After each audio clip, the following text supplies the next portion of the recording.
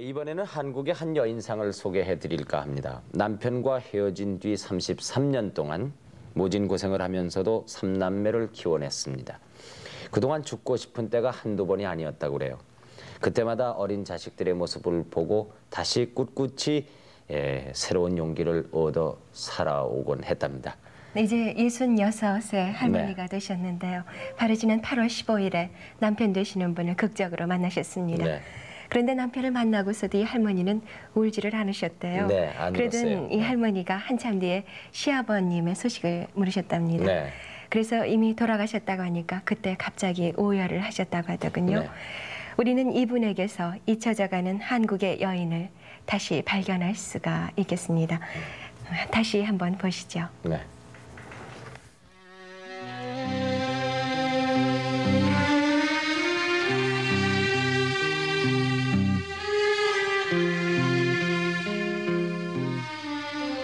전금녀 할머니, 올해 나이 66. 고향이 38선 이북 강원도 평강 땅. 지금은 갈 수 없는 곳. 그리고 이산 가족이다.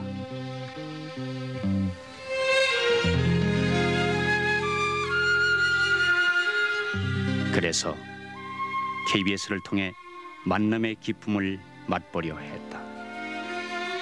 남편과 시부모 등 시댁 식구들을 만날 수가 있다면 8월 13일 토요일 아침 24,849번으로 남편과 시아버지의 이름을 써붙이고 아들을 방송에 내보냈다. 중생리 하세면이 되겠습니다. 24,849번이었습니다. 네, 부부가 만나셨습니다. 부부가 만나셨어요. 그리고 이틀 후 8월 15일 오후 2시 10분. KBS 본관 만남의 공개홀은 원망과 한숨과 아쉬움의 세월 33년을 아주 가까이 가져다 놓았다. 두 살 아래인 남편 권혁구 씨를 만난 것이다. 그런데 어째서 이다지도 담담한 표정일 수가 있을까?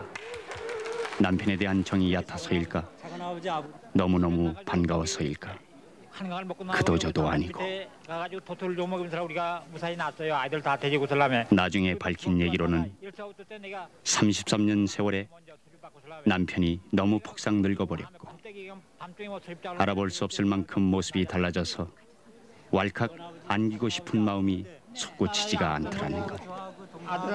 그러나 늙어버린 육신으로 말하자면야 어느 한쪽만이겠는가. 고생한 걸로 따진다면야 어찌 남편뿐이었으랴. 어린 삼남매를 맡아서 키운 것은 아내 쪽이 아니던가. 그 새끼 빗다구를 갖다가 얼마나 새끼를 얼마나 고생을 했냐고. 자손으로 해서 그러나 고향의 시부모 소식에 이르자 며느리는 더 이상 눈물을 참지 못했다. 시부모는 아주 영촌 잃어버렸으니 얼마나 원통하고 통해요. 작은 아버지 아버지인데 어머니하고 저하고 동생하고 삼남매가 이렇게 떨어져 있다 이제 이렇게 찾으신 거예요. 이렇게.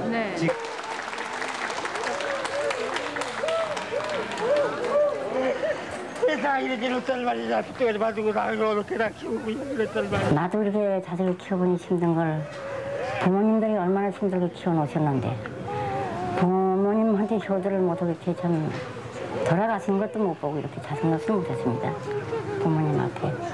그게 참 기가 막힐 노릇이죠. 아이고 세상에 참.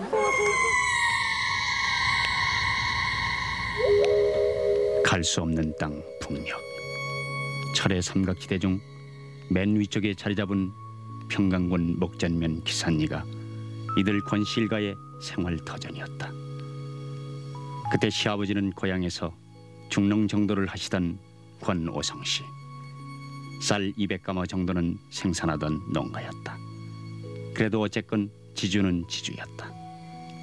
해방이 되고 공산당 천하가 되어버린 38선 이북 땅에서는 지주가 버티기 어려웠다. 그래서 권오성 씨는 맏아들인 혁구 씨를 서울에 올려보냈던 것이다.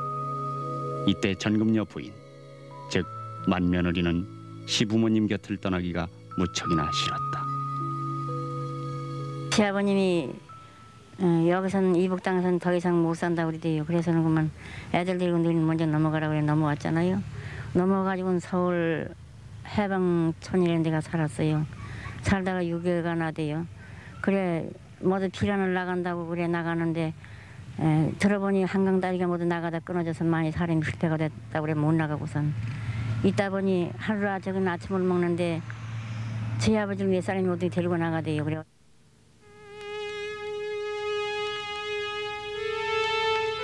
그것이 이산의 시발이었다. 남편 권혁구 씨가 제2국민병에 소집돼 나간 남쪽으로 어디 간다고 그러면 내려갔는데 겉은 모르고 29일 동안 그 눈을 맞으면 걸어서 내려가고 보니까 경남도 통영인데 거기 가니까 수만 명이 집합되어 있었는데 5개월 동안 있다가 나이 많은 사람 32살 이상 먹은 사람들은 다시 귀향하려는 길 받고 또 다시 걸어서 한 20일 만에 다시 또 제동역을 찾아왔습니다. 전쟁의 폐허로 쑥대밭이 된 해방촌은 이미 해방촌이 아니었다. 동네도 아니고 집도 찾을 수가 없었다.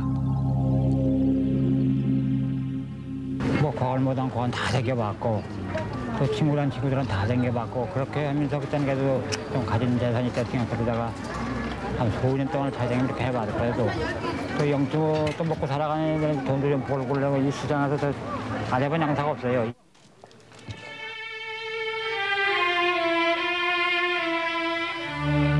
한편 부인 전금여 씨와 아들 딸 3남매는 51년 일사후퇴 피난대열에 휩쓸리게 됐다. 이들 4식구는 충청북도 음성을 거쳐 중원 땅에 자리를 잡고 화전을 일구며 담배 농사 등으로 생계를 이어갔다.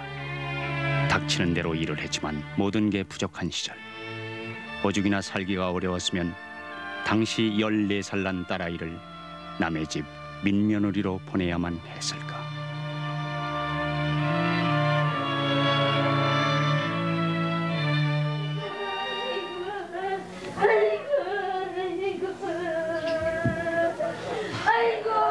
하나밖에 없는 딸. 아버지와 함께 살았던 늘 그런 일이 있었을까. 늙은 아버지는 딸의 서름을 잠재울 제가 이제 철이 좀 들고 이러는 게 어머님 말씀이 이제 그 아버님 진사를 이제 모셔야 되지 않냐 이렇게 말씀드려서 그 날짜를 잘 저걸 돌아가신 날짜를 몰라고 이제 무당한테 가서 이제 그걸 물었습니다. 그러니까 그 3월 30날로 지내드리면 좋다라서요. 3월 30날을 이제 쭉 지나왔어요. 근데 중간에서 이제 그렇게 지내는 것보다 그렇게 저기 모르는 날짜를 모르면 상신날로 지내드리는 게 더 원칙이고 좋다라서요. 그래서 이제 아버님 생신이 10월 14일이랑요. 그래서 이제 그 10월 14일로 다 쭉 이제 오늘날까지 지나왔습니다. 누님은 참 어린 나이에 남의 집 민면회를 가고 이제 두 형제가 어머니한테 있을 때 어머니가 도저히 또 두 형제도 힘이 들어가지고 제가 이제 참 남의 집에 가서 1년간을 벌어가지고 오면은 동상이 이제 또 그다음에 갑니다. 그때 동상이 또 1년간을 벌어가지고 오면 또 제가 갑니다. 그렇게 참 쭉 살아오느라고 공부도 둘 다 하지 못하고 근데 고생이 많았습니다만은 그 뭐 부모님 탓입니까? 다 참 6.25 그 전쟁 탓이고. 처음에 글쎄 내가 어린 것들 데리고 그냥 그거를 굶어 죽든 하여 가르쳤으면 지금 내가 참 좋은데 내 마음이 참 좋을 텐데 그걸 참 하도 타인 타원에 가서 어린 것들 데리고 그걸 해게 보내면 또 어찌까 내가 참 어디까지 놀이를 벌어먹고 죽지 않으면 살기 이런 마음을 먹고서는 그러다 보니 세월이 흘러 햇길 못 보냈어요. 지금 사는 곳은 경기도 반월. 화전 생활 20여 년. 그리고 날품팔이 등으로 30년 가까운 시절을 중원 땅에서 보내고 두 아들과 함께 이곳으로 왔다. 5년 전 큰아들이 혼자 익힌 전기 기술을 살려보고 싶어서였다. 이제 큰아들 순교 씨는 시흥군 군자면 원곡리에 단칸방을 얻어 살며 전공 생활을 하고 있고 둘째 아들 순길 씨는 반월공단 군자 아파트에서 과일 가게를 하며 어머니를 모시고 산다.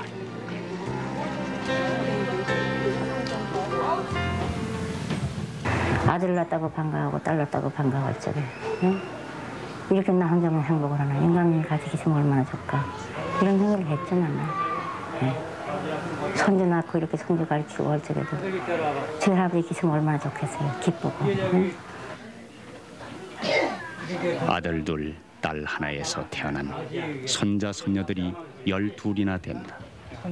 10년만 일찍 남편을, 아버지, 할아버지를 만났어도 이들 일가의 기쁨은 더 컸으리라. 이건 제 딸이에요, 이게. 할아버지가 할아버지야. 충청도 땅에서 권시성을 가진 어른을 찾아 삼남매를 입적시킴으로써 성씨를 지켜온 일만은 새삼 다행스럽다. 할아버지한테 와봐. 요거 저기.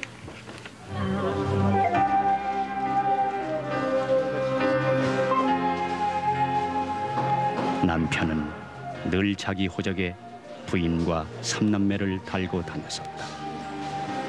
그러던 것이 15년 동안의 호라비 생활 끝에 재혼을 하고 거기서 태어난 아들의 국민학교 입학 때 호적 정리를 해버렸던 것이다. 모두 사망한 것으로.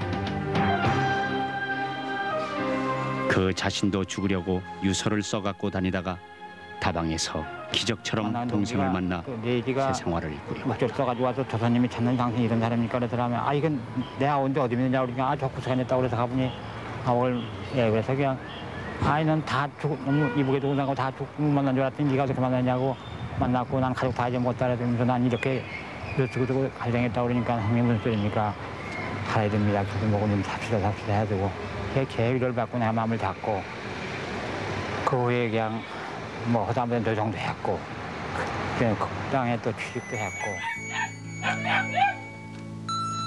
남편 권혁구 씨가 세부인 13살 난 아들과 함께 사는 곳. 경기도 금천의 조그마한 복숭아 과수원. 여기서 그는 관리를 맡아보고 있다.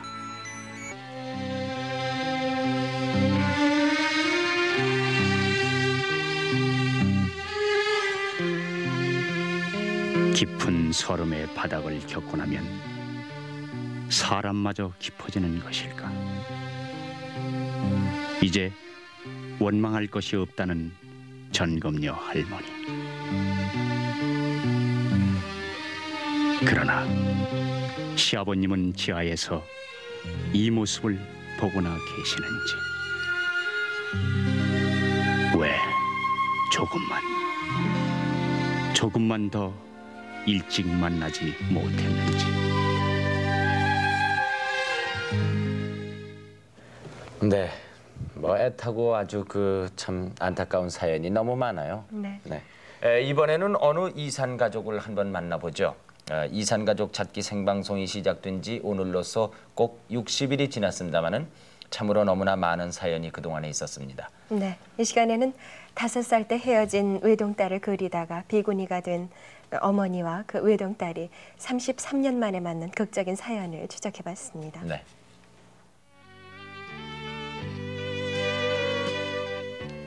이산가족 만남의 생방송이 시작된 지 2달 동안에 6,300여 이산가족이 재회의 눈물을 흘렸고 저마다 애절한 사연, 가슴 아픈 지난 날을 들려주었다. 그런데 여기 스님이 된 어느 어머니를 만나보자.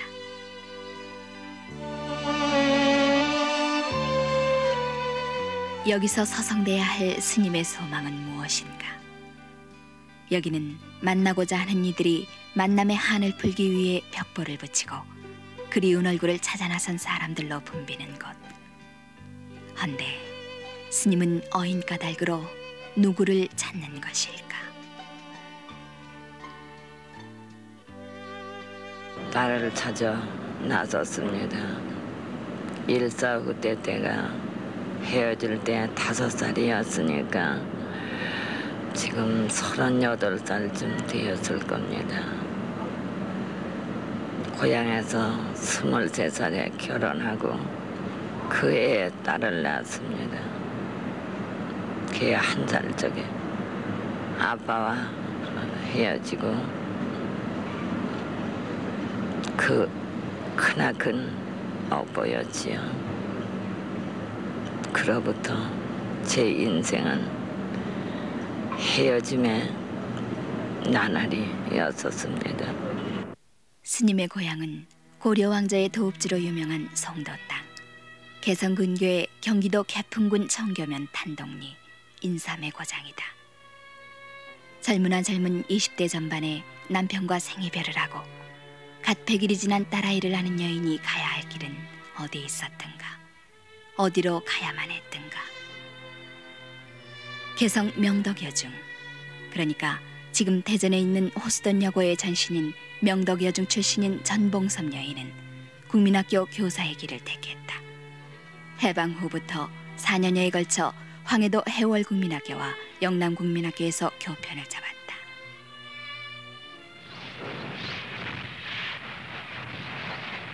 그리고는 6.25를 만났다.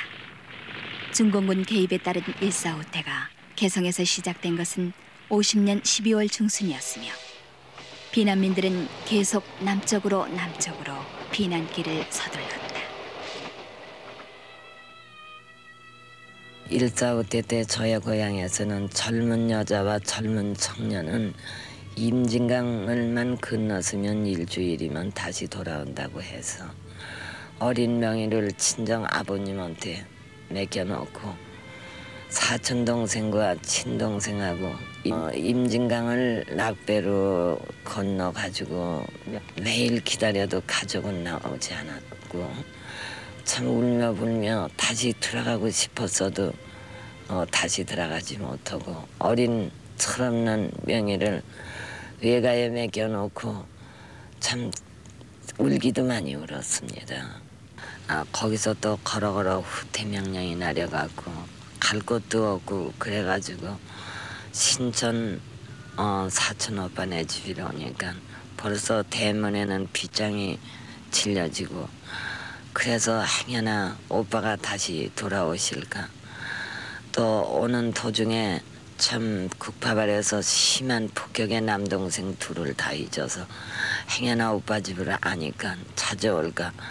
며칠을 뜬 눈으로 대문 밖에서 지새우고 그래가지고 거기서 걸어서 며칠을 걸어가지고 수원까지 오니까 차는 다 떠나고 차 한 대가 남아있는데 탈 곳이 없어갖고 기차 화통대가리에 매달려서 대전까지 내려왔습니다.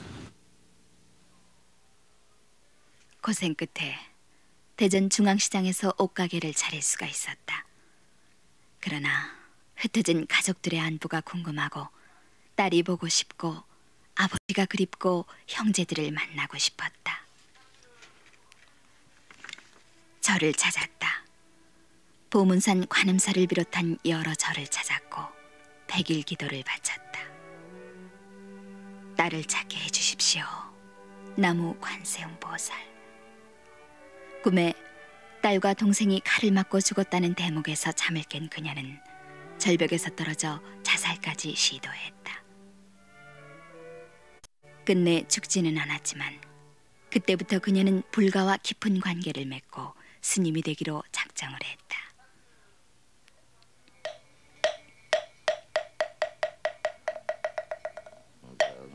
(1963년에) 서울로 와서 염리동 금호동 생활을 거쳐 경기도와 경계를 이루는 지금의 성동구 마천동까지 왔다.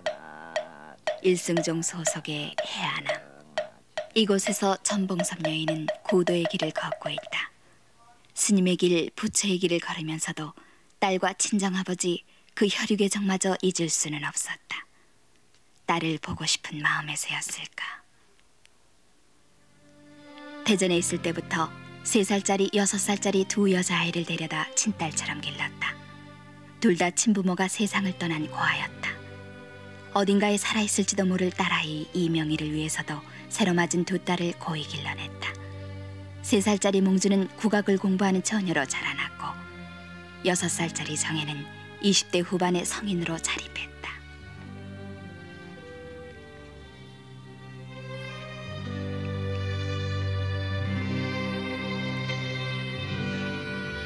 그러면서도 딸을 찾고자 하는 마음은 뜨거운 열기로 솟구쳤다. 팔도강산 어디라도 달려가 봤고 또 그런 심정이었다.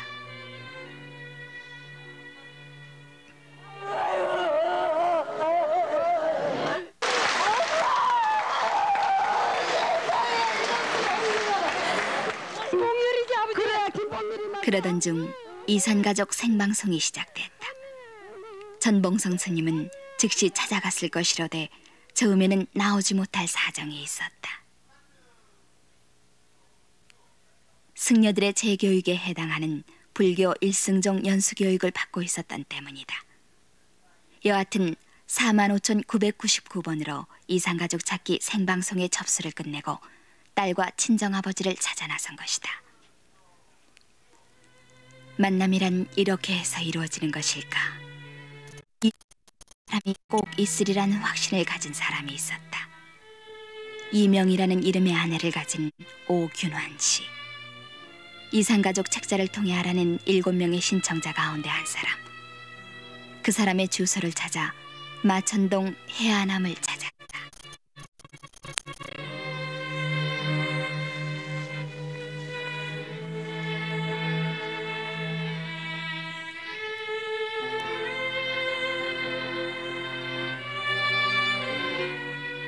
어떤 상봉, 어쩌면 진작에 혼인 전에 만나서 인사를 드려야 했을 장모와 사위관계인지도 모를 일.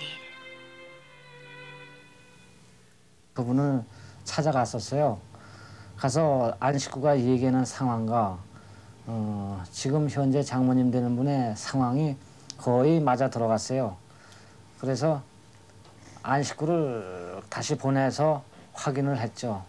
확인을 하고 나니까 장모님이 되는 확신을 얻고 나니까 뭐 말로는 표현하기 힘들 정도로 참 착잡한 심정이었어요. 아직도 저 어머님이라고 그렇게 부르실 수가 없으시겠어요? 전혀 꿈 같으세요? 한 번도 불러보죠. 한 번도 어머님을 불러보시지 못하셨지요. 5살 때도. 어머니께서 지금 한 번 불러봐요 하고 부탁을 하셨어요. 찾기를 포기해왔던 어머니와 딸.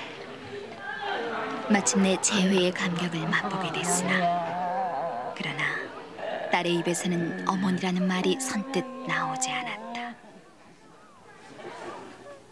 텔레비에서 이렇게 여러 가족이 만나고 서로 정말 부둥켜 안고 울고 그럴 때는 저 역시 만나면은 엄마라고 부르고 실컷 울고 싶었지만 제 앞에 실상 나타나셨어도 제가 정이 안 들어서 그런지 그 소리를 좀 못하겠네요.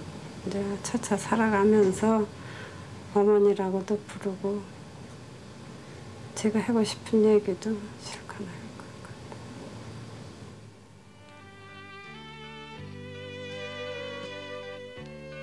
서울 반포동에서 구멍가게를 하며 아들 둘을 낳아 남편 오균환 씨와 함께 사는 이명희 씨는 어머니를 찾았지만 어머니라는 실감이 나지 않는다. 꼭 스님이어서만은 아니다.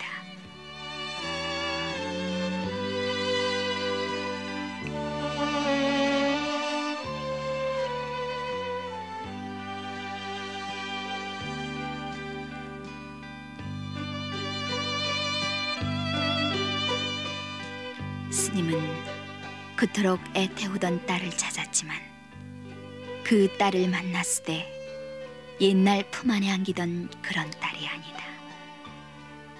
이 산의 슬픔이 너무 오랫동안 그리고 너무 짙게 깔려 있었던 탓일까.